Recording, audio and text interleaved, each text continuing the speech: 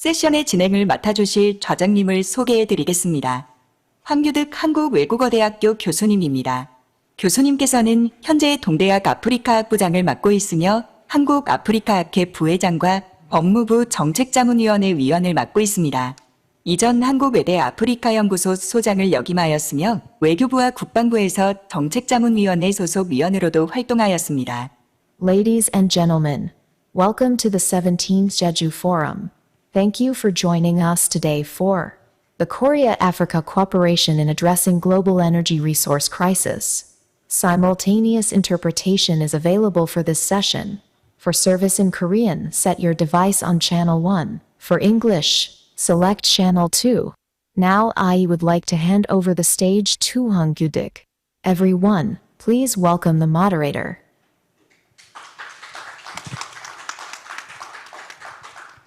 예, 안녕하십니까. 이번 세션의 좌장을 맡은 한국외대 교수 황규득입니다. 이 귀한 자리에 좌장으로 기회를 주신 우리 한국 아프리카 재단 이사장님을 비롯한 관계자분들께 진심으로 감사의 말씀을 드립니다. 이번 세션에서는 최근 러시아의 우크라이나 침공으로 인해 격화된 에너지 자원 경쟁 현황을 자원의 격전지인 아프리카를 중심으로 살펴보고 한 아프리카 협력이 에너지, 자원 갈등 해소와 공존에 기여할 수 있는 방안을 논의할 예정입니다. 그럼 오늘 세션을 시작하기에 앞서 한 아프리카 재단 여운기 이사장님의 개회사가 있겠습니다.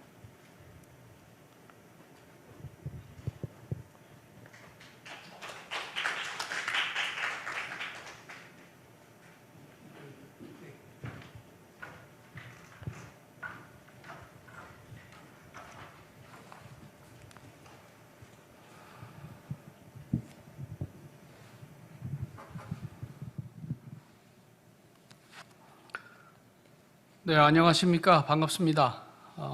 오늘 특별히 제주도 포럼에서 이렇게 아프리카 세션을 갖게 돼서 크게 기쁘게 생각합니다. 특별히 오늘 이 자리에 참석해 주신 우리 윤성덕 외교부 경제외교 조정관님, 그리고 우리 또 주한 나이지리아 대사님, His Excellency Ali Magashi, and also the Ambassador Mwenji from Kenya.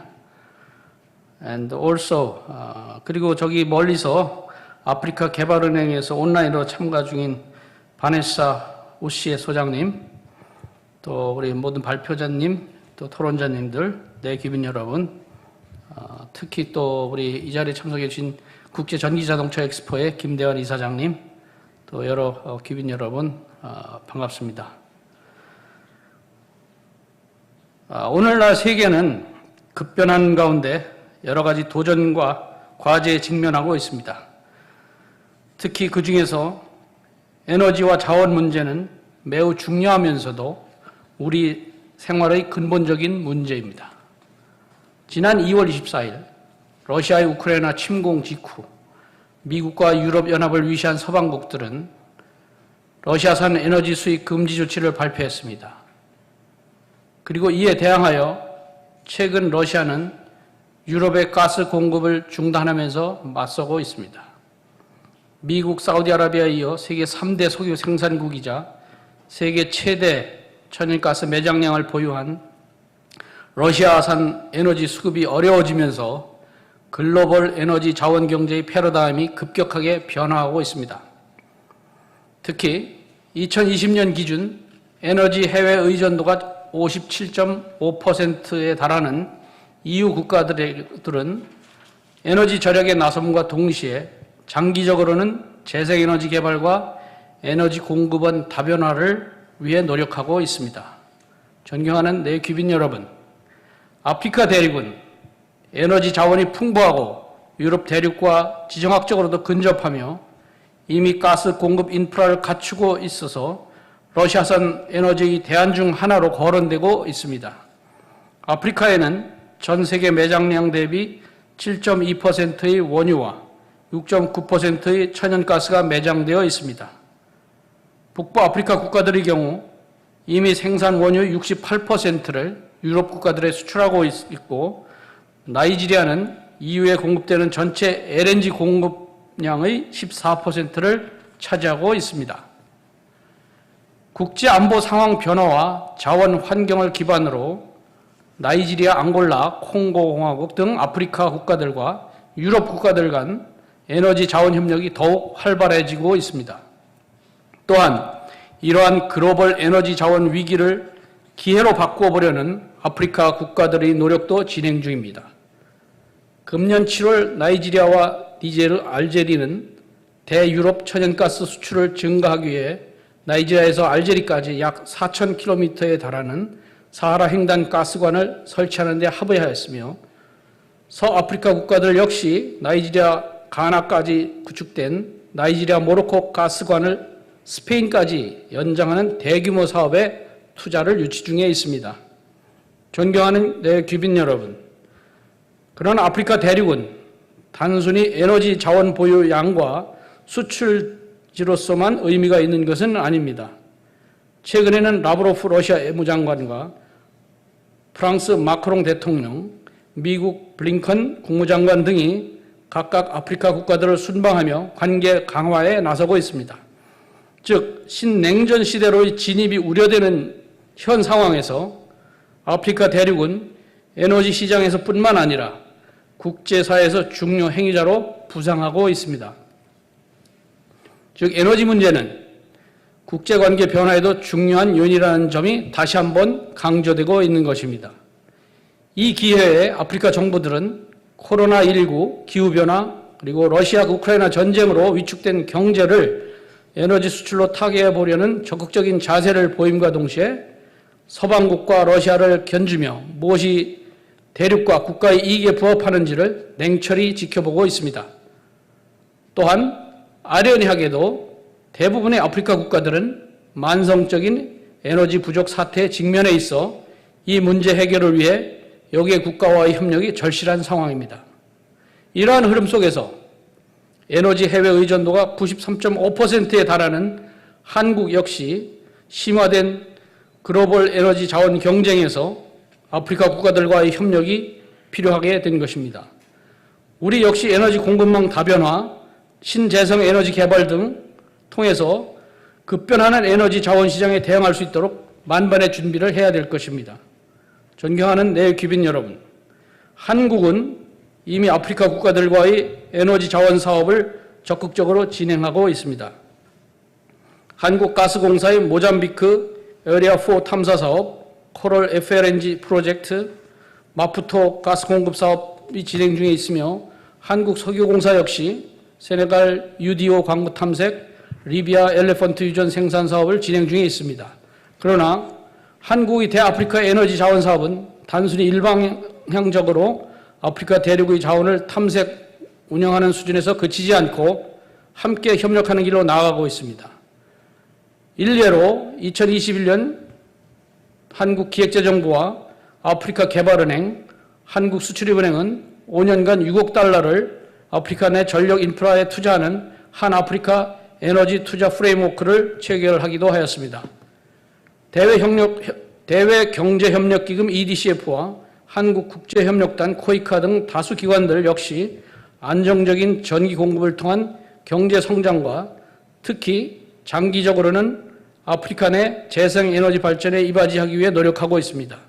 한국전자부품연구원 KETI 그리고 한국에너지기술연구원이 모로코 신재생에너지 연구소와 재생에너지 마이크로그리드 보급을 위한 업무 협약을 체결한 것 역시 좋은 사례라고 봅니다.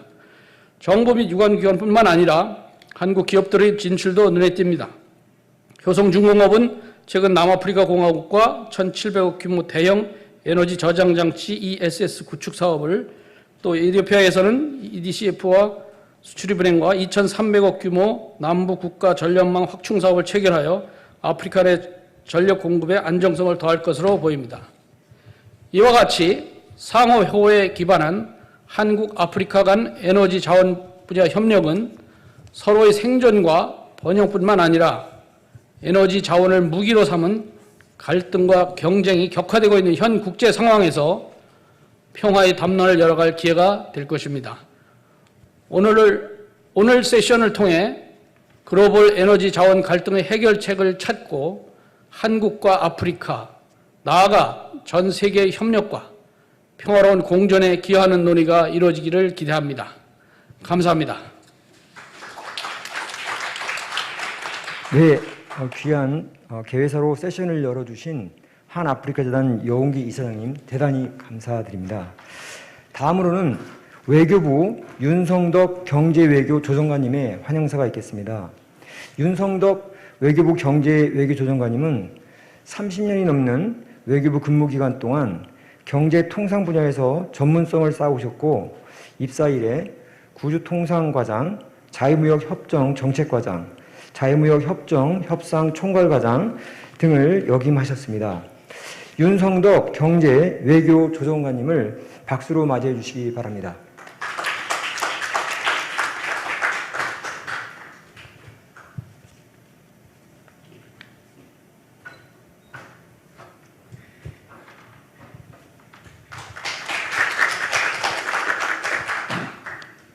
네, 안녕하십니까. 여운기 한 아프리카 재단 이사장님, 발표자 및 토론자 여러분, 네, 기빈 여러분, 먼저 오늘 2022년 제주 포럼의 마지막 세션인 글로벌 에너지 자원 갈등 심화와 한 아프리카 협력의 미래에 참석하신 여러분 모두를 진심으로 환영합니다. 평화의 섬 제주에서 뜻깊은 행사를 준비해 주신 한 아프리카 재단 여 이사장님과 직원분들께 감사의 말씀 드립니다. 최근 러시아 우크라이나 전쟁으로 유럽 국가들과 러시아 간의 갈등이 깊어짐에 따라 러시아는 유럽연합의 경제 제재에 맞서 가스 공급을 중단하고 있습니다. 이 전문가들은 에너지가 단순히 우리 삶을 지탱해주는 연료에서 안보를 위협하는 무기로 변화하고 있다고 지적하고 있습니다. 전쟁뿐만 아니라 기후변화, 자원 경쟁 등으로 인해서 국제사회에서의 에너지 자원 갈등은 더욱 극심해져 가고 있습니다. 이제 많은 국가들이 에너지 안보를 사수하기 위해서 공급망을 다변화하고 대안으로서 재생에너지에 투자를 가속하고 있습니다. 한국 역시 이러한 흐름에서 예외는 아닙니다. 한국에너지공단 신재생에너지센터의 2020 신재생에너지 백서에 따르면 2018년 기준 우리나라의 에너지 소비량은 세계 9위, 석유 소비는 7위에 달합니다. 그러나 역설적으로 우리나라는 에너지 자원 소비량의 93.5%를 수입에 의존하고 있는 자원 빈국이기도 합니다. 이러한 상황을 개선하기 위해 우리 정부는 여러 에너지를 활용하여 2030년대까지 화석연료 수입 의존도를 60%대로 감소시키려는 노력을 하고 있습니다. 다만 이러한 노력의 결실은 우리 정부의 힘만으로는 어렵기에 우리 정부는 국제사회의 공조와 협력에도 최선을 다하고 있습니다. 이에 우리 외교부는 국제에너지기구, 국제재생에너지기구 등 에너지국제기구와 G20, 아시아태평양 경제협력체와 같은 국제공동체의 에너지 관련 논의에 적극적으로 참여해 오고 있습니다. 또한 주요 자원 부국과의 에너지 협력 외교를 위해 에너지 중점 공간을 지정해서 운영 중입니다.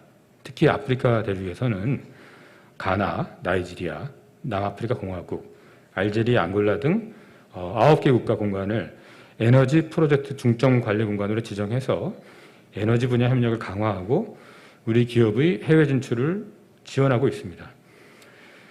우리 좀 전에 여 이사장님께서도 여러 번 언급을 하셨듯이 이 세계 광물 자원의 약 30%가 아프리카에 매장되어 있고 석유의 7%,天然가스의 8%가 아프리카에 또 매장되어 있습니다. 또한 4차 산업혁명 시대의 핵심 광물로 여겨지는 코발트의 경우 세계 생산량의 72%가 DR 콩고, 마다가스카르, 모로코 등에 생산되고 있습니다. 지난해에는 아프리카 대륙에서 아프리카 대륙 자유무역지대가 출범하면서 아프리카는 13억 명의 인구를 가진 세계에서 가장 큰 단일 시장으로 부상하고 있습니다.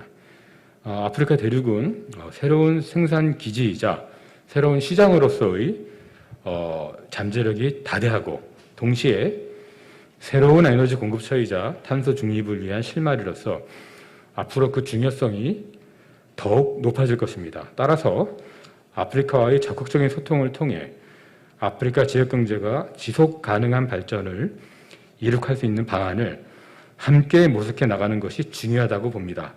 이런 점에서 우리 정부는 국제사회의 책임 있는 일원으로 글로벌 중추국가 비전 하에 2024년 한 아프리카 정상회의 개최를 통해 아프리카 지역 및 국가들과의 실질적인 협력 강화를 위해 최선의 노력을 계속해 나갈 것입니다.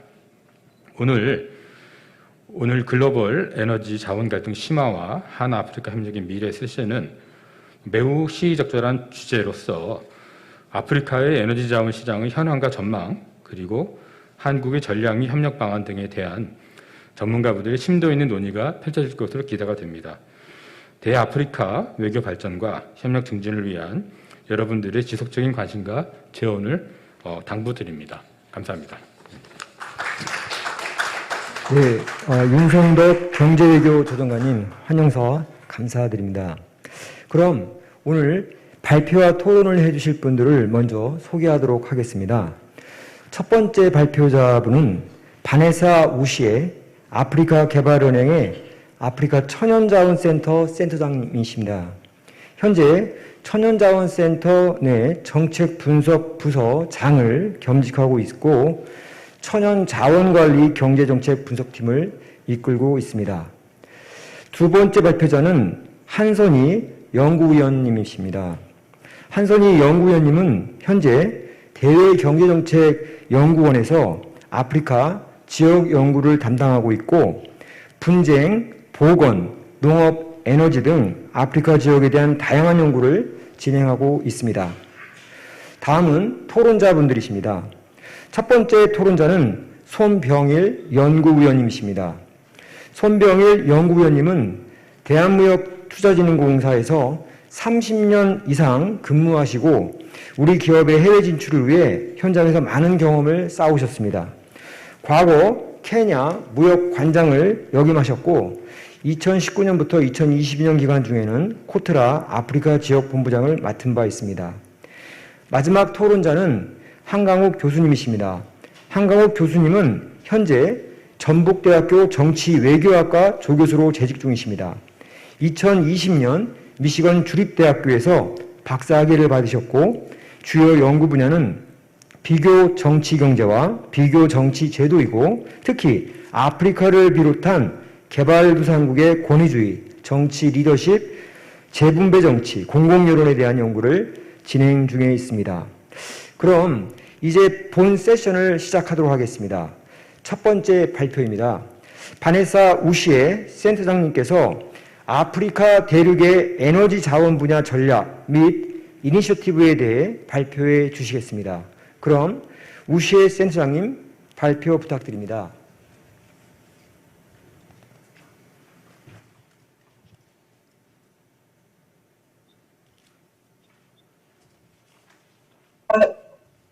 Can you hear me? 제 목소리가 들리시나요?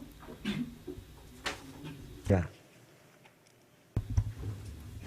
감사합니다. 감사합니다. 안녕하십니까? 오후 인사를 드려야겠네요. 안녕하십니까?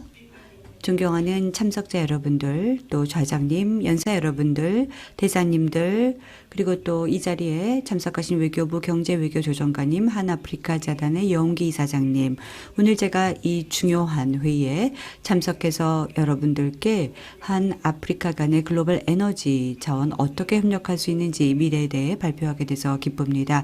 저는 아프리카 개발은행 아프리카 천연자원센터의 액팅 디렉터로서 여러분께 연설을 시작하겠습니다. 네, 그러면 제 파워포인트를 보여주시겠습니까?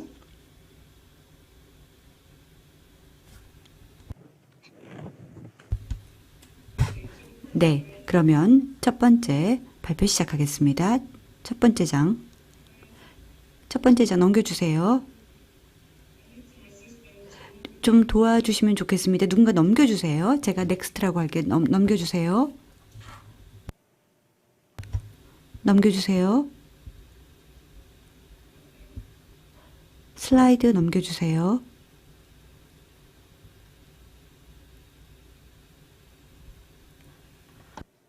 All right. 네, 됐습니다. 제 발표 순서입니다. 여러분 다 슬라이드 보이시죠? 네, 먼저 저는 여러분들께 소개 말씀드리고요. 그리고 나서 에너지 천연자원의 제어, 접근 및 이용에 대해서 설명드리고요. 그리고 어떠한 분쟁이 있는지, 에너지 천연자원과 관련돼서 어떠한 갈등이 있는지, 그리고 아프리카 에너지 자원 전망에 대한 현재 글로벌 역학의 의미를 다뤄보겠습니다. 그리고 나서 현재의 글로벌 에너지 자원 위기로 인한 위험과 기회 어떤 게 있는지 설명드리고요. 그리고 나서 평화 구축과 공동 번영의 좋은 청지기 어떤 역할이고 건전한 자원 관리가 무엇인지 한번 설명드리겠습니다.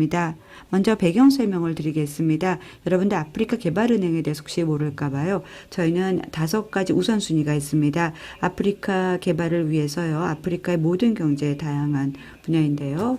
보시겠지만요. 먼저 농업이 있고요. 그리고 좀 더 라이트업 그리고 파워 아프리카가 있고요. 그다음에 세 번째는 아프리카를 산업화한다. 그다음에 네 번째는 아프리카를 통합한다. 그리고 마지막은 이제 좀 더 아프리카에서 거주하고 있는 모든 사람들의 삶을 향상한다. 이것이 저희들의 5가지 하이 파이브 프라이오리티라고 일컫고 있습니다.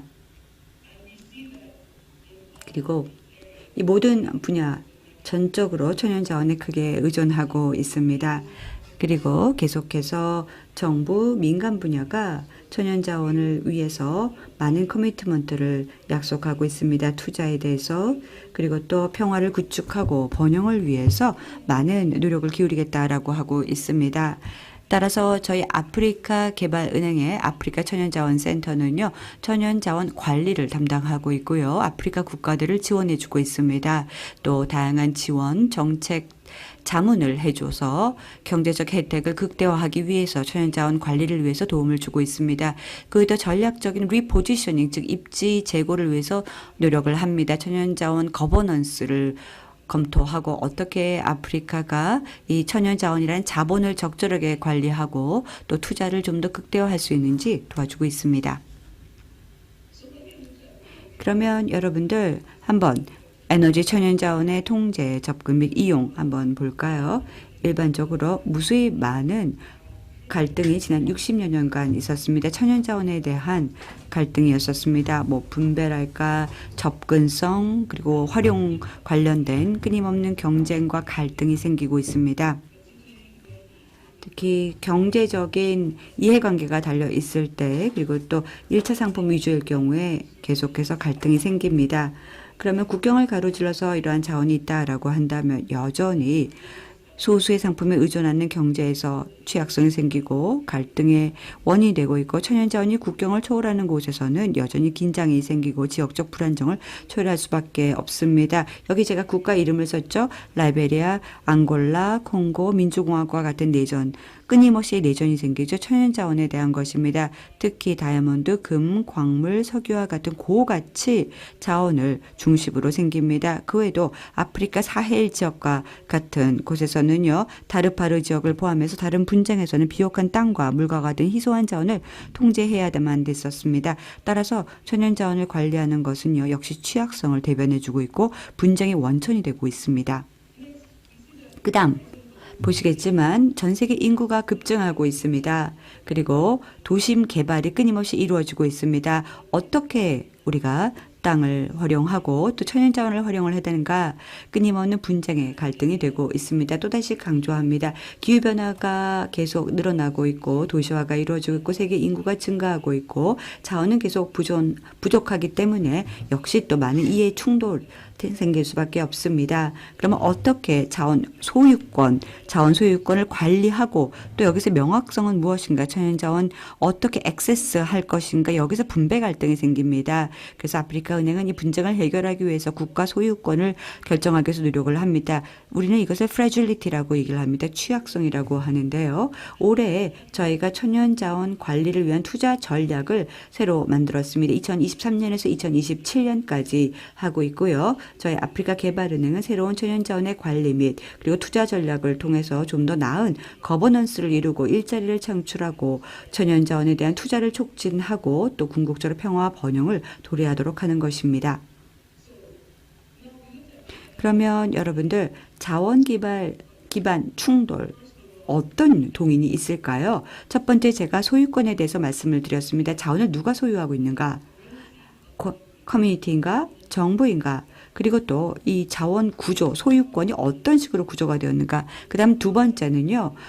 과연 적절하게 분배하고 있는가? 파워를 제대로 활용하고 있는가? 그리고 어떻게 공유하고 있는가? 로컬 혹은 서브 리저널 차원 혹은 어떤 국가적인 차원에서 어떻게 제대로 분배가 되고 있는가?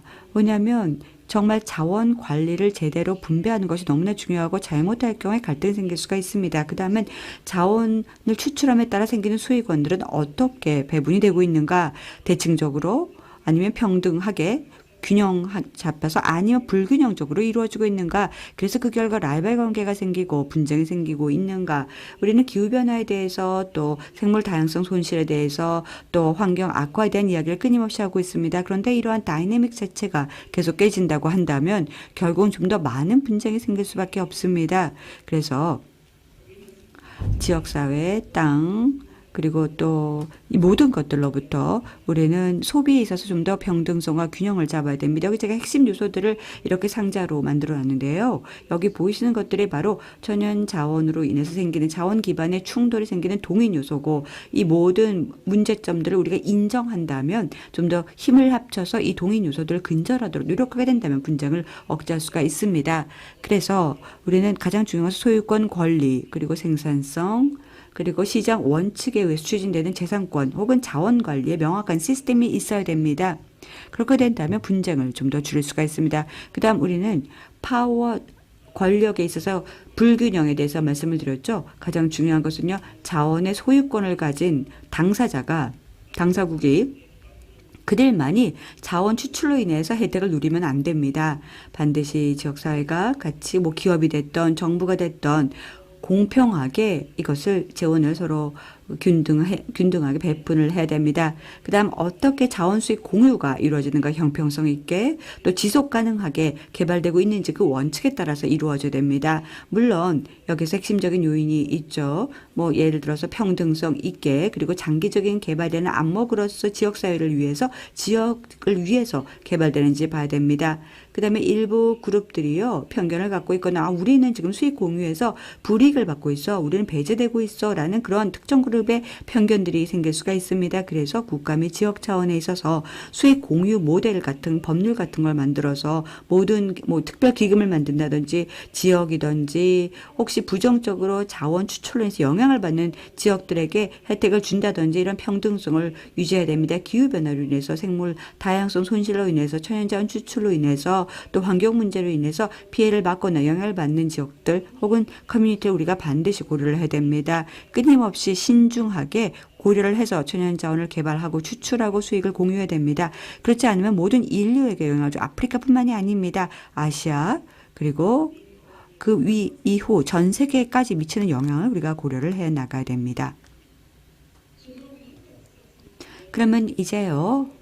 좀 더 지정학적인 좀 더 광범위한 차원에서 아프리카 에너지 자원과 관련돼서 글로벌 역할을 보겠습니다. 러시아의 우크라이나 침공 이후에 후속 제재로 인해서 또 그 여파로 인해서 그리고 또 분명히 영향을 전 세계에 미쳤습니다.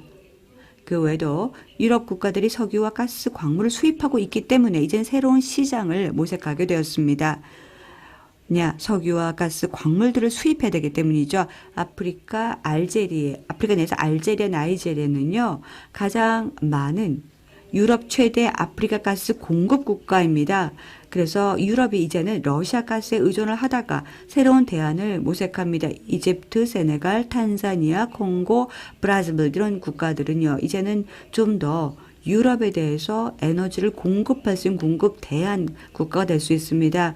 아프리카는 산업화가 이루어지면서 부분적으로 천연가스 사용 확대에 의존하고 있습니다. 이건 국제에너지기구가 밝힌 바입니다. 아프리카에서 이용 가능한 에너지는요. 5천억 입방미터 이상의 천연가스 자원이 있다고 합니다. 그래서 끊임없이 추가적인 에너지 원천이 될 수가 있고요. 그리고 뭐 농업 개발, 그것도 산업화 등등 심지어는 담수화까지도 매우 중요한 영향을 미칠 수가 있습니다. 따라서 단순하게 EU 지역에 혹은 그 기타 에너지 원이 필요한 또 러시아의 우크라이나 침공으로 인해서 에너지 공급망 자체에 어려움을 겪고 있는 국가들에게 새로운 에너지 원천이 될 수 있습니다. 그런데 사람들이 오해를 하고 있는 것이 있습니다. 아프리카의 기여입니다. 글로벌 차원으로서 기후변화, 에너지 배출량이 별로 크지가 않습니다. CO2 배출량을 한번 볼까요? 향후 30년 동안 얼마큼인 줄 아세요? 약 10기가톤 정도입니다.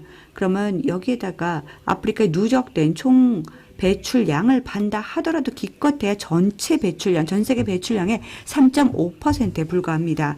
그 말은 다시 말해서 좀 더 아프리카는 저탄소 연료와 재생에너지 프로젝트에 맞는 투자를 추진할 기회가 필요하고 글로벌 역학관계에서 우리가 이해를 해야 됩니다. 또 전환 기간 동안에 반드시 투자자는요, 녹색 에너지 그리고 제4차 산업혁명을 위한 핵심 광물과 함께 신뢰할 수 있고 저렴한 대체 전환, 연료로서의 가스 개발을 촉진하기 위한 아프리카 대륙의 기존 천연가스 자원을 활용해 나가야 됩니다. 그렇다면 여기서 핵심적인 밸류 체인이 있습니다. 에너지 전환 과정. 여기 지금 제가 사진을 두었는데요. 오른쪽 사진을 보면 리튬과 코발트 글로벌 관련된 것이죠. 그리고 또 희토물, 금속, 광산, 공급망의 역할을 감안할 때 우리가 모두 다 고려를 해야 됩니다. 여기에서 중요한 것은요. 끊임없이 핵심 광물들이 부족합니다. 리튬과 코발트는 끊임없이 부족합니다. 2025년까지 너무나 많이 부족합니다.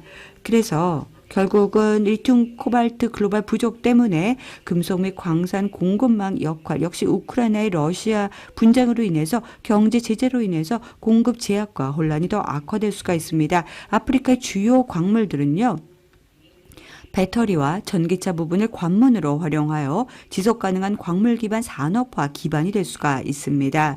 배터리 그리고 또 리튬을 활용하는 전기차는요. 앞으로 우리가 나아가야 될 길이기 때문입니다. 저희가 2021년에 블룸버그와 같이 연구를 시작을 했었습니다. 이 보고서를 보면은요. 콩고 같은 국가, 다른 국가와 협력을 해서 풍부한 코발트 자원과 수력 발전을 활용하게 된다면 리튬 이온 배터리, 음극, 전구체 재료의 저비용, 저공해 생산자가 될 수 있다는 것이 밝혀졌습니다. 이건 너무나 중요한 내용입니다. 여기서 핵심 메시지가 있습니다. 저희가 실시한 블룸버그 조사에서는요. 분명히 이 핵심 광물 그리고 아프리카를 활용하게 된다면 너무나 큰 에너지 원천이 될 수가 있고요. 아시아의 파트너가 될 수 있고 다른 지역에도 아프리카는 파트너가 될 수 있습니다. 그럴 기회가 무궁무진합니다. 핵심 광물 원천이 될 수 있습니다. 그러면 일반적으로 에너지 자원 위기 어떻게 생길 수가 있는가? 자연 및 재생 에너지에 대한 투자를 오히려 촉발하고 있습니다. 위기로 인해서. 그리고 또 유럽의 수요 대응 기술과 함께 천연가스를 개발하기 위해서 더 빠른 속도로 투자하도록 하고 있습니다. 분명히 다른 지역도 마찬가지입니다. 이제 좀 더 에너지 믹스에 대해서 다양하게 투자를 하도록 하고 있습니다. 한국도 이제는 에너지 원천을 다변화하겠다라고 지금 경제외교 조정관님도 이사장님도 말씀하지 않았습니까? 그것도 천연가스나 태양열, 풍력을 포함한 다양한 에너지 다변화가 끊임없이 이루어지고 있습니다. 녹색 수소, 해양 에너지, 잠재력 정말 아프리카인의 매력적인 풍부한 에너지가 있습니다. 궁극적으로 아프리카를 포함해서 전 세계적으로 재생가능 에너지원에 대한 높은 잠재성을 제공할 수 있습니다. 이제 화석 연료로부터 우리가 멀어지고 있습니다. 정치, 규제, 경제, 또 보안, 안보 위험 이 모든 것들을 고려할 때 당연히 석유 및 가스로 인한 상품 가격의 인상 순환적인 특징, 화석 연료로부터 우리가 지금 떠나려고 하고 있고 좌초된 자산 그리고 또 기반 시설을 유지하는 데 필요한 비용에서 점점 더 멀어지고 있기 때문에 우리에게 필요한 것은 바로 아프리카가 우리의 에너지 전환에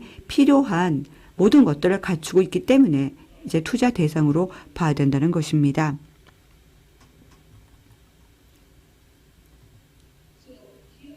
지금 여기 보이시죠? 아프리카가 상품 수출에 전적으로 의존하고 있습니다. 그리고 이 지역을 외부 가격 충격과 시장 혼란에 노출하는 데 취약합니다. 거시경제 불안정과 잠재적인 여러 가지 소요 불안의 원인이 되고 있습니다. 하지만 대규모 미개척된 자원을 보유하고 있습니다. 아프리카가.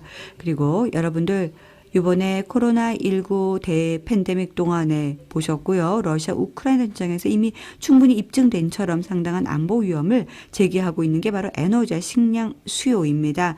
그런데 아프리카 에너지 부분을 한번 봐주시기 바랍니다. 현재 글로벌 에너지 위기를 보시고 기후변화, 지정학적인 이해 역동성 관계를 한번 보세요. 이 모든 것들을 본다면 다시 한번 여러분들 이해할 수 있을 것입니다. 아프리카야말로 지역 가치 사슬, 부가가치 개발을 통한 회복 탄력적인 에너지 및 식량 시스템을 구축해줄 필요성을 다시 한번 강조하고 있습니다.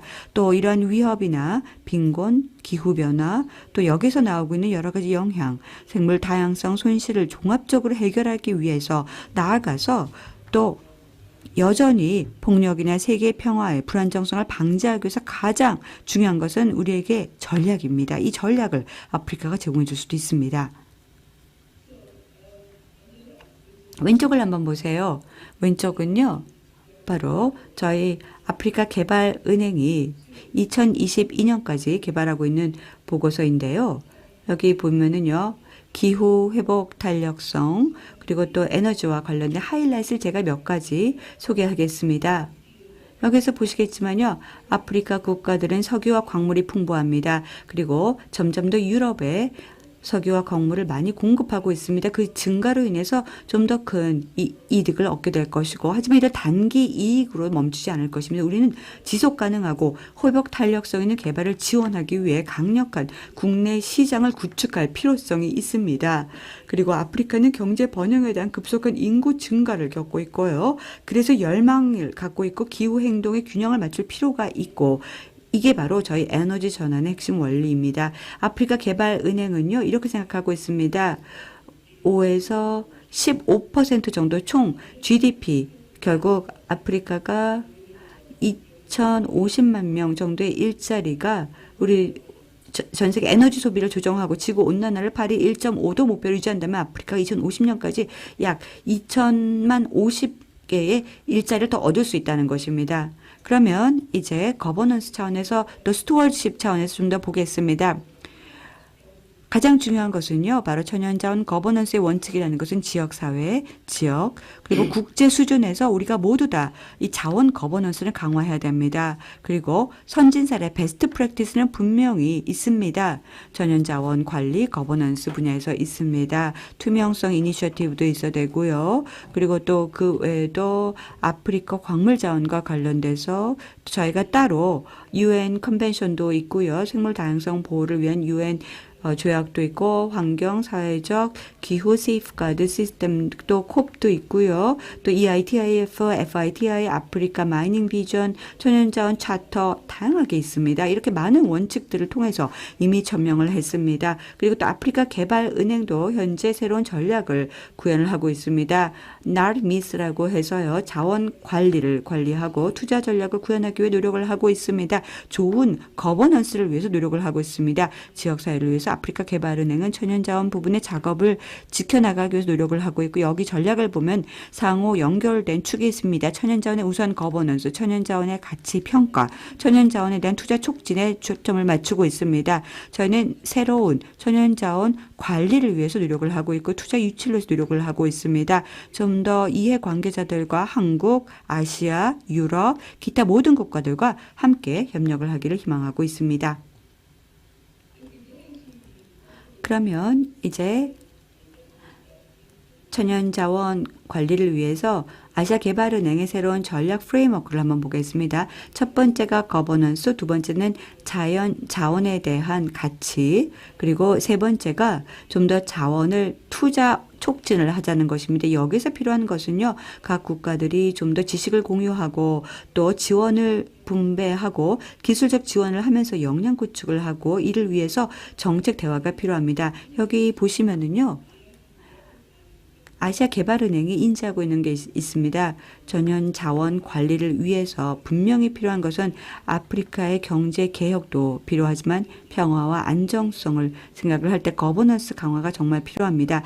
지역 커뮤니티 물론이고 전체 지역, 그리고 또 아프리카 전체가 혜택을 볼 수 있기 때문입니다. 현재 이 개발 전략을 향후 4년 동안 계속 추진할 것입니다. 좀 더 협력을 우리 파트너들과 하기를 진정으로 희망합니다. 그래서 이 전략을 적절하게 구현할 수 있기를 바랍니다.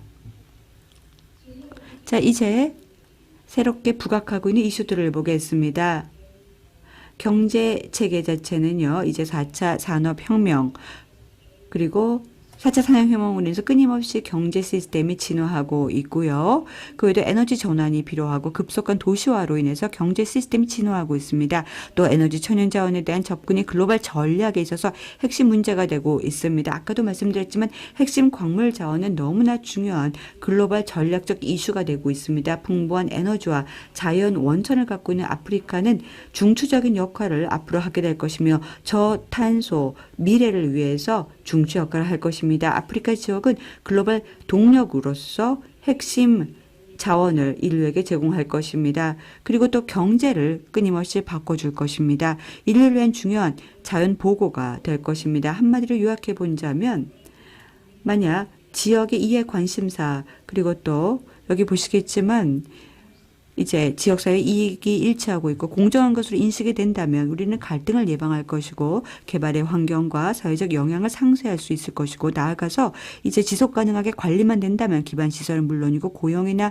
수입, 일반 경제 개발 형태로서 지역사회 지역에 대한 혜택이 제공될 것입니다. 지역사회 기반 천연자원 프로젝트 계획, 관리, 이해관계자 또 여러 당사자들이 참여를 함으로써 재생 가능한 천연자원 사용에 대한 갈등을 피하고 완화할 수 있습니다. 여기에는 상호 존중과 또 공유 가치에 기반한 국제협력이 너무나 핵심적으로 필요합니다. 국제협력의 중요성은 아무리 강조도 지나치지 않습니다. 여기에 필요한 게 상호 존중과 공유 가치입니다.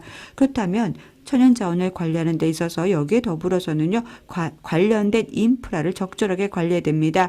뭐 지역적인 단계뿐만이 아니라 국제적인 차원으로서 우리가 같이 관련된 기반 시설을 관리해야 됩니다. 또 국제 재정적 지원이 필요하고 또 기술 도입이 필요합니다. 그래서 이것이 협력의 가장 중요한 역할을 할 것입니다. 아프리카 개발은행은 한 아프리카 협력을 하나의 플랫폼으로서 대화 창구로서 너무 중요시 여깁니다. 분명히 한 아프리카 협력을 통해서 아프리카 자원 기반 포용적 자산과 기후 회복력 있는 개발 발전 가능할 것입니다. 네, 여기까지가 제 발표입니다. 다시 한번 경청해 주셔서 감사드리고요. 여러분들과 함께 적극적으로 토론할 수 있기를 기대해 보겠습니다. 감사합니다. 차장님께 넘깁니다. 그 우시에 박사님께서는 그 발표에서 그 최근 러시아 우크라이나 전쟁으로 아프리카가 대체 에너지 자원 공급망으로 또다시 주목받게 된 상황이 기회 요인으로 볼 수도 있지만 전통적으로 특히 천연자원, 광물 등 1차 상품 수출에 지나치게 의존하는 아프리카 경제 구조가 그런 경제 구조 하에서 현재 국제사회의 에너지, 자원 수급 문제 해결만을 위해 아프리카가 재부상하게 되는 이러한 상황은 반드시 낙관적이지만은 않다라는 점을 강조하셨습니다. 또한 이러한 문제 해결 방안으로는 아프리카 국가들의 지역 가치 사슬과 부가가치 상품을 생산할 수 있는 환경을 구축할 수 있도록 국제사회의 협력과 지원이 요구되고 여기서 한국의 역할 또한 중요하다는 점을 잘 지적하셨습니다. 그럼 다음으로 두 번째 발표입니다. 한선희 부연구원님께서 새로운 대안으로의 아프리카 에너지 자원 시장의 의미와 한국의 함의에 대해 발표해 주시겠습니다. 한선희 연구원님께 발표 부탁드리겠습니다. 안녕하십니까. 저는 대외경제정책연구원에서 아프리카 중동팀에서 아프리카 지역을 담당하고 있는 한선입니다.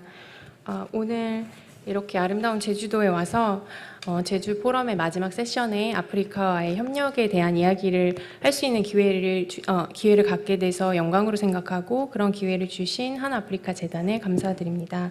앞서 우시에 소장님께서 말씀하셨듯이 현 에너지 위기 상황은 아프리카에게도 큰 위협이 되기도 하지만 한편으로는 또 아프리카 대륙에 새로운 기회가 될 수도 있는 것으로 보입니다. 그래서 오늘 저는 아프리카 에너지가 새로운 대안이 될 수 있는지를 유럽 에너지 위기의 상황을 중점적으로 바라보고 이것이 한국에 가지는 시사점에 대해서 이야기를 하도록 하겠습니다. 먼저 최근에 에너지 여러 가지 불확실성의 시대로 저희가 접어들면서 경제 안보라는 개념이 화두가 되고 있는데요. 특히 식량 위기, 에너지 위기라는 말을 많이 듣고 계실 겁니다. 그래서 이 에너지 위기가 발생을 하게 되면서 하게 된 어떤 국제 에너지 시장의 지형 변화를 우선 보게 되면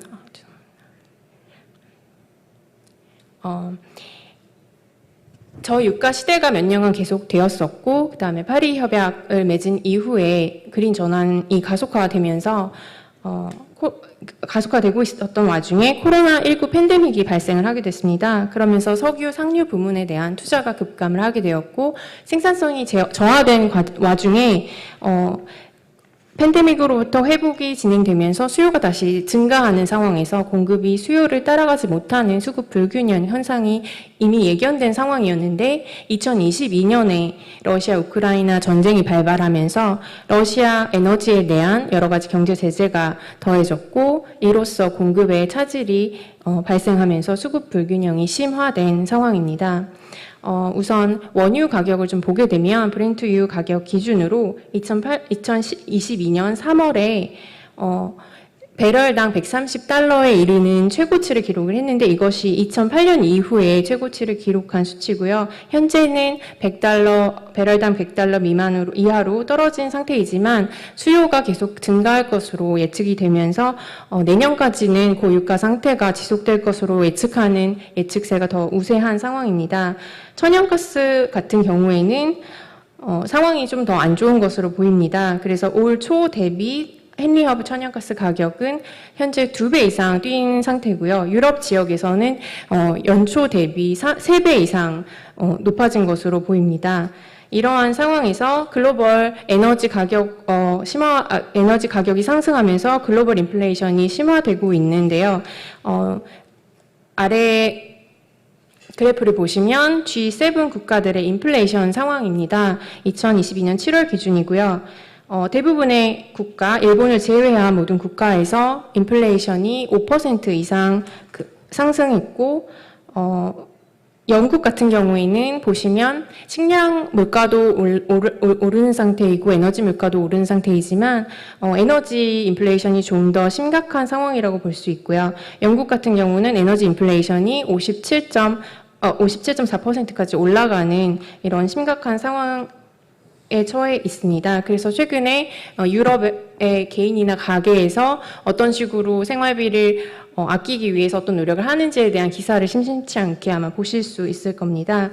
이런 에너지 가격 상승으로 인해서 2022년 6월 기준으로 미국의 소비자 물가지수가 8%까지 뛰었는데 이것은 최근 40년 만에 최고치라고 합니다. 물론 한국에도 역시 인플레이션이 심화가 되고 있는 상황이어서 6월 기준으로 소비자 물가지수가 6%, 전년 동월 대비 6%까지 치솟았고 이것은 24년 만에 최고치를 기록한 수치입니다.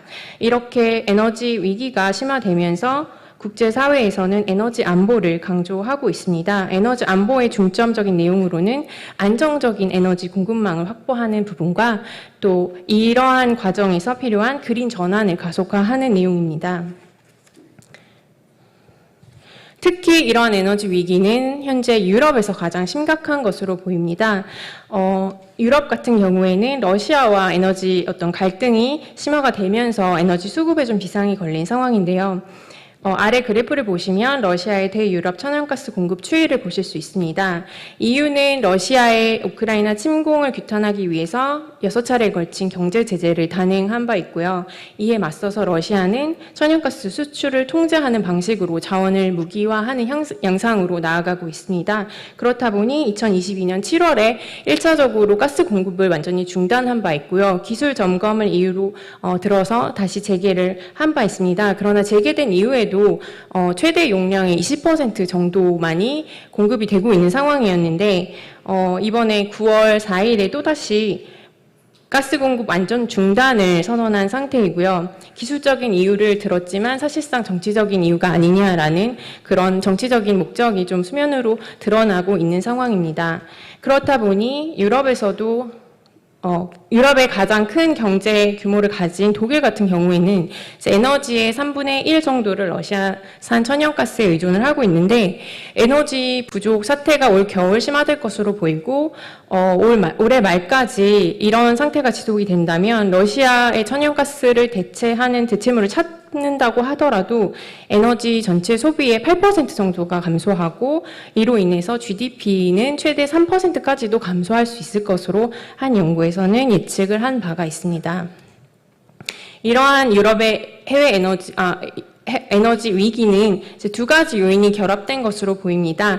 우선 유럽은 에너지의 절반 이상을 해외에서 수입을 하고 있는데 특히 화석 연료에 대한 해외 에너지 의존도가 높은 편입니다. 그래서 석탄 같은 경우에 36%, 석유 97%, 천연가스 84% 정도를 해외에서 조달을 하고 있는 상황입니다. 그리고 상황이 더 심각한 이유는 특히 러시아로부터의 수입의 비중이 높기 때문인데요. 석유는 26%, 석탄은 49%, 천연가스는 38% 정도를 러시아로부터 수입을 하고 있습니다. 그리고 또 하나의 요인으로는 유럽에서 추진하고 있는 그린 전환을 들 수가 있는데요.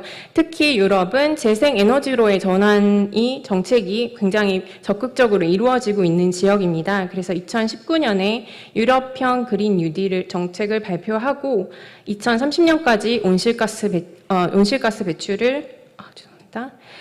배출을 50% 감축하고 2050년까지 탄소 중립을 달성하겠다는 목표를 내세우고 있습니다. 그래서 왼쪽 그래프를 보시면 유럽 에너지원별 1차 에너지 생산 추이를 나타냈는데 다른 에너지원은 다 감소를 하고 있는 반면에 재생에너지, 바이오 연료 생산은 지속적으로 증가한 것을 볼 수 있습니다. 그래서 2021년 기준으로 1차 에너지 생산의 41%를 재생에너지원으로부터 담당하고 있습니다. 그러나 문제가 되는 부분은 최종 에너지 소비입니다. 오른쪽에 유럽 에너지 믹스를 보시면 2020년 기준인데 최종 에너지 소비에서는 여전히 화석 연료가 차지하는 비중이 70%에 달하는 상황입니다. 그렇다 보니 화석 에너지에 대한 수요는 그대로인데 아무래도 생산은 줄어들다 보니까 해외 의존도가 더 높아질 수밖에 없는 상황이고 이러한 상황이 결합해서 그린플레이션을 발생시키는 것으로 보고 있습니다. 이러한 에너지 위기에 대하여 유럽은 단기적으로는 이제 에너지 소비를 감축하는 에너지 사용을 효율화하는 방안을 찾고 있고 또 일시적으로 석탄 발전을 재가동하는 그런 방안을 추진하고 있습니다. 그리고 장기적으로는 해외 에너지 의존도를 감축하고 공급원을 다변화하려는 노력을 하고 있고 또 특히 재생 에너지에 대한 투자를 증대해서 그린 전환을 가속화하려는 노력을 추진하고 있습니다. 이러한 노력의 일환이 2022년 5월에 발표한 Repower EU라는 계획입니다.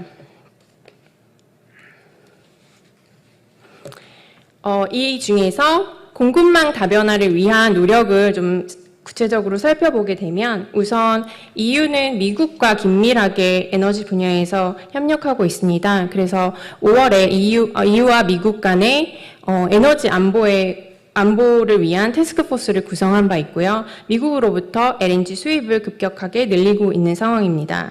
그리고 그 외에 중동, 아프리카 지역 여러 천연가스 생산국과 화석에너지 공급 확대를 위한 협력을 추진하고 있는데 독일 같은 경우에는 이번에 G7 의장국이었는데 아프리카 연합 의장국인 세네갈을 초청을 했습니다. G7 정상회의에. 그래서 천연가스와 재생에너지에 관련된 개발 협력을 논의했습니다. 세네갈 같은 경우에는 내년에 신규로 천연가스 개발을 예정하고 있는 국가이기 때문에 독일에게는 매우 중요한 에너지 파트너가 될 것으로 보입니다.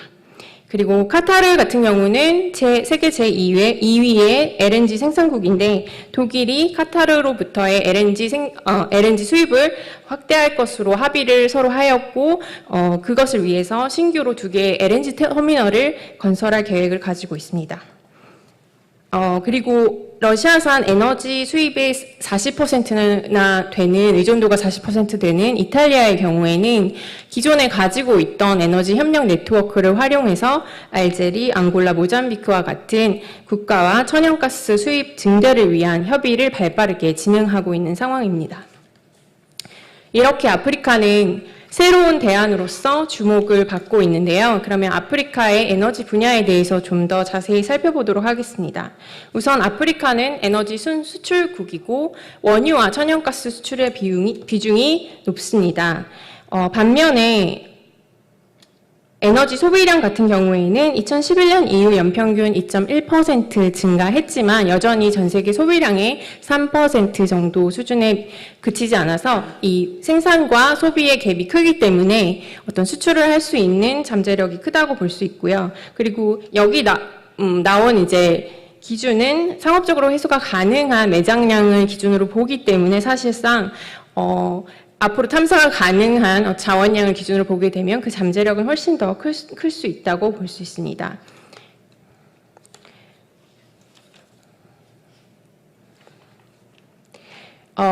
아프리카 에너지 분야에는 유럽의 많은 기업들이 투자를 하고 있는 상황입니다. 그래서 프랑스의 토탈, 이탈리아의 에니, 영국의 BP나 쉘 같은 기업들이 원유와 가스 분야에 적극적으로 진출해 있는 상황이고요.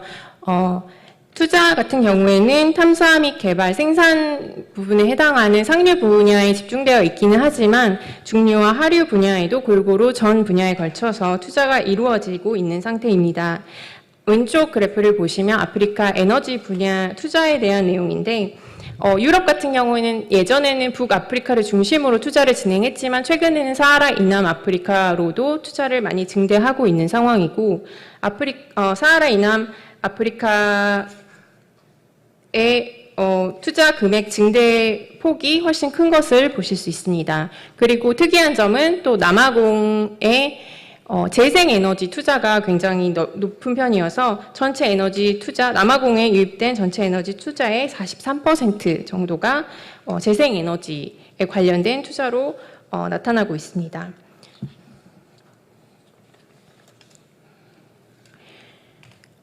유럽 같은 경우에는 특히 아프리카 천연가스 분야에 이제 관심이 높은데 러시아 천연가스의 대체물이 될 수 있을 거라고 이제 기대를 할 수 있는 아프리카가 가진 두 가지 장점을 보게 되면 하나는 유럽과 지리적으로 인접하다라는 점, 두 번째는 천연가스 인프라를 이미 갖추고 있다라는 점에서 러시아의 대안이 될 수 있을 것으로 기대를 하고 있습니다.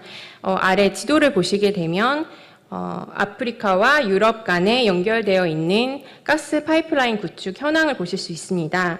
우선 알제리와 이탈리아를 연결하는 트랜스메드 가스 배관이 있고요. 그 다음에 알제리와 스페인을 연결하는 메드가스 가스 배관이 있습니다. 이 두 개는 현재 운영 중이고요.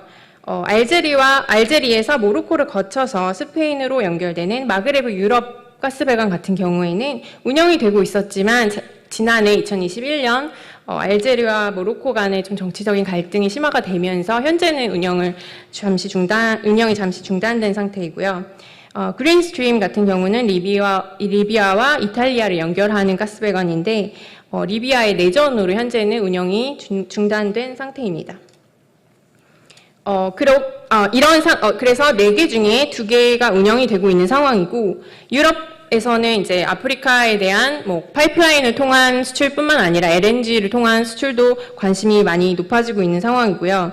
그리고 사하라 이남에서부터 오는 파이프라인에도 관심이 커져서 앞서서 이제 말씀해 주신 대로 나이지리아와 모로코를 거쳐서 스페인으로 연결되는 나이지리아 모로코 가스 배관의 구축이 또 탄력을 좀 받을 수 있을 것으로 보이고 나이지리아와 알제리를 연결하는 사하라 종단 가스 배관도 논의가 재개된 것으로 알려져 있습니다. 아프리카 천연가스 분야는 잠재력이 크다고 볼 수 있는데요. 우선 왼쪽 그래프를 보시면 아프리카 천연가스 생산 및 수출량을 보실 수 있습니다. 아프리카에서 천연가스는 2001년에서 2021년 사이 생산량은 85% 정도가 증가했고 수출량은 46% 정도 증가했습니다. 생산량과 수출량의 성장폭이 다른 점은 이제 아프리카 내에서도 천연가스 소비가 크게 증가하고 있다는 그런 모습을 보여주는 부분이기도 하고요. 최근에 수출량이 줄어든 부분에는 아까 앞서 말씀드렸던 그린스트림의 운영이 중단된 부분도 좀 크다고 볼 수 있습니다. 아프리카에서 천연가스를 생산하는 국가는 뭐 알제리, 이집트, 나이지리아, 리비아, 앙골라와 같이 기존의 산유국들도 있지만 최근 새롭게 천연가스가 개발되고 있는 모잠비크, 탄자니아, 세네갈, 모리타니 등 국가에서도 많은 여러 가지 다양한 천연가스 개발 사업이 진행 중에 있습니다. 그래서 가깝게는 2023년, 멀게는 2035년까지 최종 투자 결정이 된 사업들도 있고 뭐 타당성 조사를 하고 있는 사업들도 있지만 20여 건이 넘는 사업이 진행 예정으로 있습니다. 단기적으로는 아프리카가 천연가스 분야에서 유럽과 협력을 강화할 것으로 보이지만 또 장기적으로는 재생에너지 분야에서 아프리카가 매력적인 파트너가 될 수 있을 것으로 보고 있습니다. 특히 아프리카에서 재생에너지의 생산 규모는 굉장히 빠른 속도로 증가를 하고 있습니다. 그래서 2011년 이후 연평균 21.7% 증가하고 있고요. 이미 에너지 소비의 아프리카 내 에너지 소비의 7.2%를 차지하는 수력은 이제 재생에너지 중에서 가장 큰 규모를 차지하고 있는데 중동부 아프리카를 중심으로 많은 수력 발전이 진행되고 있고 또 앞으로 잠재력도 뛰어날 것으로 보입니다. 그리고 이렇게 빠른 재생에너지 생산 증가를 요인이 됐던 부분은 이제 태양에너지와 풍력 발전이라고 볼 수 있는데요. 태양에너지 같은 경우는 39%, 동기간에 풍력 같은 경우는 26% 성장을 했습니다. 아래 지도를 보시게 되면 국제재생에너지기구의 자료인데요. 태양에너지 같은 경우는 현재 남부 아프리카를 중심으로 많이 설치가 되어 있지만 앞으로 그 성장 가능성을 보게 되면 북부와 동부 아프리카를 중심으로 또 큰 성장이 기대가 되고 있고요. 풍력 같은 경우에는 북부 아프리카에서 발전 가능성이 아주 높은 것으로 나타나고 있습니다. 이 재생에너지는 그 재생에너지뿐만 아니라 청정 수소 생산으로도 연결될 수 있기 때문에 또한 중요한 영역이라고 볼 수 있습니다.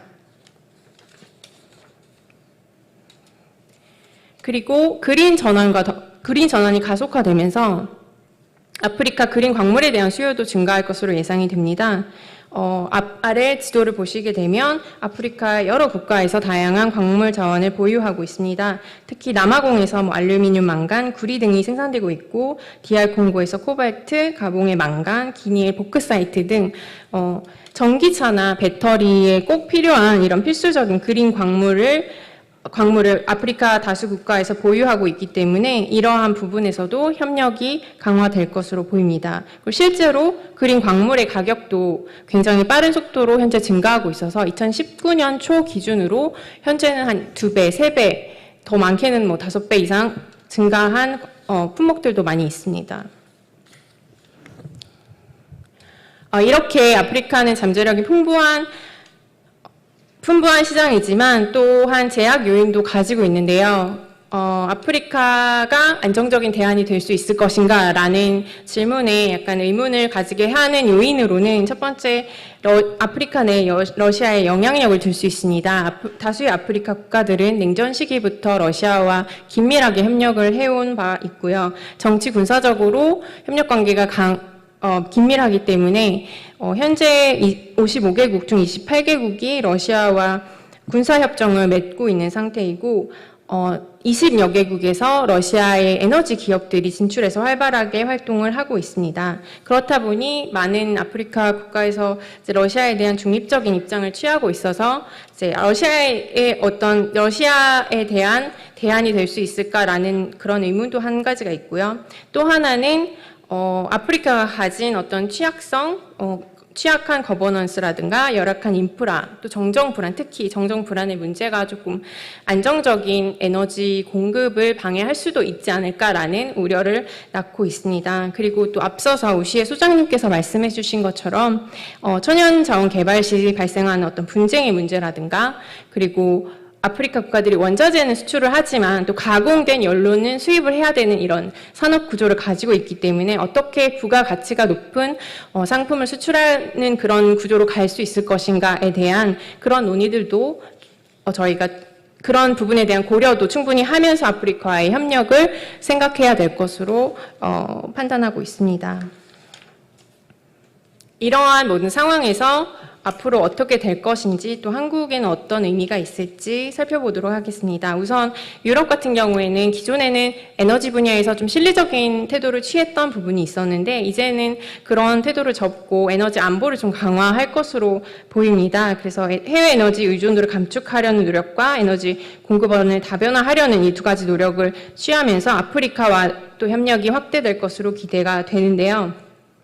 특히 EU의 녹색 분류 체계인 텍소노미 법안이 내년부터 발효가 되게 되는데 여기에서 천연가스를 그린 에너지로 인정을 한시적으로나마 인정을 하게 됨으로써 이전에 아프리카 국가에서 공정한 에너지 전환을 주장하면서 천연가스를 그린 에너지로 인정해 주기를 요구했던 부분이 있었는데 이런 것에 약간 호응하는 제스처가 되면서 양측 간의 협력이 좀 더 확대가 되면서 아프리카 천연가스 분야에 대한 투자가 증대될 수 있을 것으로 기대를 하고 있습니다.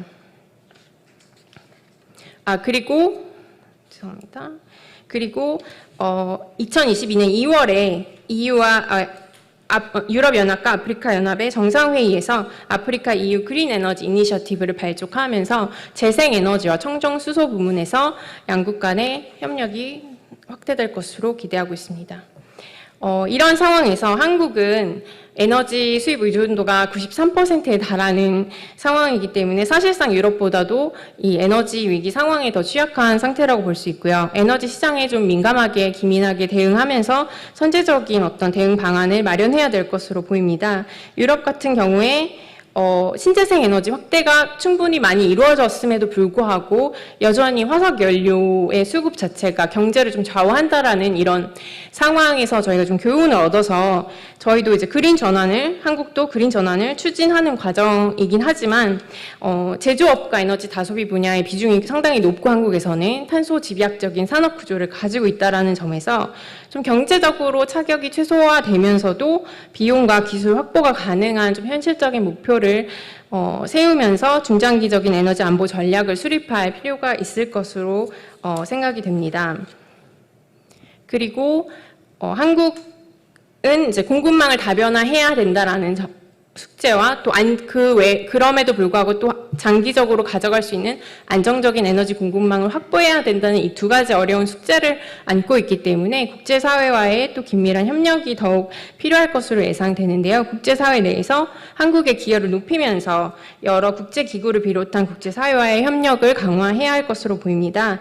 그리고 천연가스, 청정수소, 그린 광물 분야에서 아프리카와의 협력을 확대해야 할 것으로 보입니다. 특히 천연가스 수급 같은 경우에는 향후에도 계속 문제가 될 것으로 보여서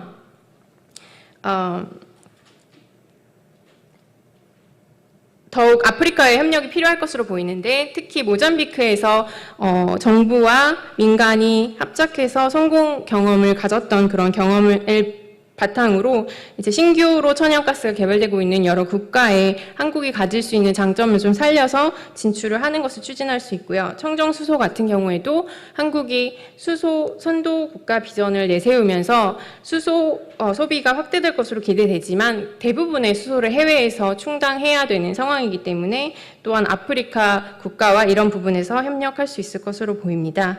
마지막으로 또 그린 광물 중에서도 핵심 광물에 대해서 안정적인 공급망 확보를 위해서 아프리카 국가와 협력할 수 있을 것으로 보입니다. 여기까지가 제가 오늘 준비한 내용입니다. 발표 들어주셔서 감사합니다. 네, 발표 감사합니다.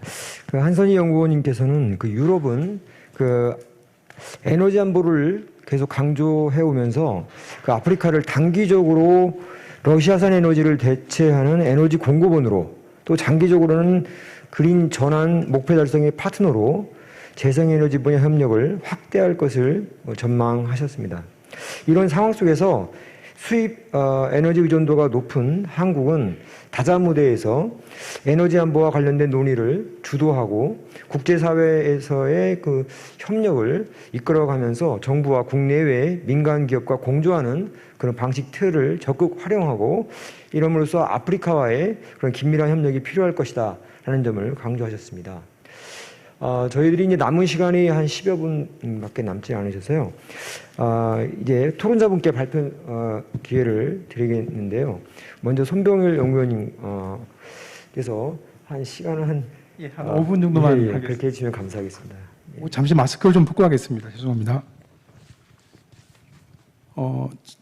그 바네사 우이시 센터장님께서 그 세계적으로 효율적인 에너지 공급과 아프리카의 그 서스테이너블한 발전 전략을 어떻게 할 것인가, 조화를 이룰 것인가, 그리고 한선희 연구원님의 에너지 위기 원인과 우리의 대응 방안에 대해서 말씀 잘 들었습니다.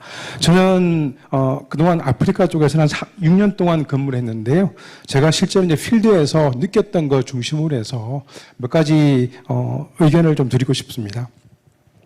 먼저 아시겠지만은 지금 인플레이션과 에너지 위기는 그동안 FTA로 인했던 그 세계화가 그 진영별로 블록화하는 형태로 경제가 체제가 바뀌고 있고 그에 따라서 어떤 생산 비용이 많이 늘어나고 있다는 부분 또는 리뉴어블 에너지로 전환하는 과정에서 유럽을 포함해서 각 국가들이 적절한 에너지 믹스를 하지 않고 리뉴어블 에너지 쪽으로 너무 이렇게 많이 나갔다는 부분 그리고 단기적으로는 러시아 우크라이나 전쟁으로 인한 에너지 가격 폭등 등이 영향을 미치지 않았겠나 이런 생각이 좀 들고 있는데요. 관련해서 그러면은 우리는 어떻게 대응하면 좋겠느냐 이런 부분이 좀 떠오릅니다. 아까 한선희 연구위원님께서 말씀하셨지만은 단기적으로 우리가 아프리카의 시장에서 어떤 대응할 수 있는 어떤 에너지를 대신 받을 수 있는 그런 시장은 사실은 쉽지 않을 것 같고요. 좀 단기적으로 좀 접근해야 될 것 같은데 그런 측면에서 제가 느꼈던 거는 사실 아프리카 모든 국가도 마찬가지지만은 그동안 우리의 어떤 외교 부분에서 우리 한국 정부가 좀 아프리카 국가들에 대해서 좀 더 비중을 실어두고 좀 공공 외교를 강화하면 좋지 않겠냐 이런 생각이 듭니다. 사실 아프리카 국가들 보니까요, 우리가 이제 뭐 대통령이라든가 아니면 이렇게 뭐 정상 외교라든가 아니 공공 외교를 통해서 하면은 실제 사업하는 데 있어가지고 상당히 어떤 명분을 얻을 수 있는 그런 부분이 있지 않겠나 이런 생각이 많이 들더라고요. 그런 부분이 하나가 있었고. 그리고 우리 기업도 단순하게 어떤 상업적인 이익을 위한 접근 가지고는 사실은, 이게 서스테이너블한 비즈니스 관계가 성립할 수 없다고 저는 봅니다. 그래서, 단기적으로는 뭐, 그렇게 했다고 하더라도 CSR 활동이라든가, 아니면 CSV 어떤 차원에서, 우리 아프리카의 어떤 자원 시장에 접근하는 게 좋지 않겠냐. 저는 이런 생각이 듭니다. 그리고 또한 어떤 접근 방식에 있어서도 사실 우리가 그렇게, 그 금융 부분에서는 넉넉한 부분이 아닐 수도 있기 때문에 AFDB라든가 월드뱅크 등 같은 거는 어떤 MDB, 타자개발은행과의 협업을 통해서, 우리 기업들이 현지 시장에 접근하고 그 다음에 같이 발전할 수 있는 방향으로 해서, 진출하면 좋겠다. 좀 이런 생각이 좀 들고요. 또한, 마지막으로 예를 들면은 사실 뭐 남아공 등 몇 개 빼놓고는 중국 기업들이 현지에 들어가서 코발트라든가 어떤 4차 산업의 광물들을 선점하는 그런 경우가 많이가 있는데요. 이 중국 기업들 보면은 사실 유럽 기업도 그렇긴 하지만은 원자재를 캐서 바로 가지고 와서 그 나라에서 그거를 가공하는 형태의 어떤 사업을 많이 하고 있는데요.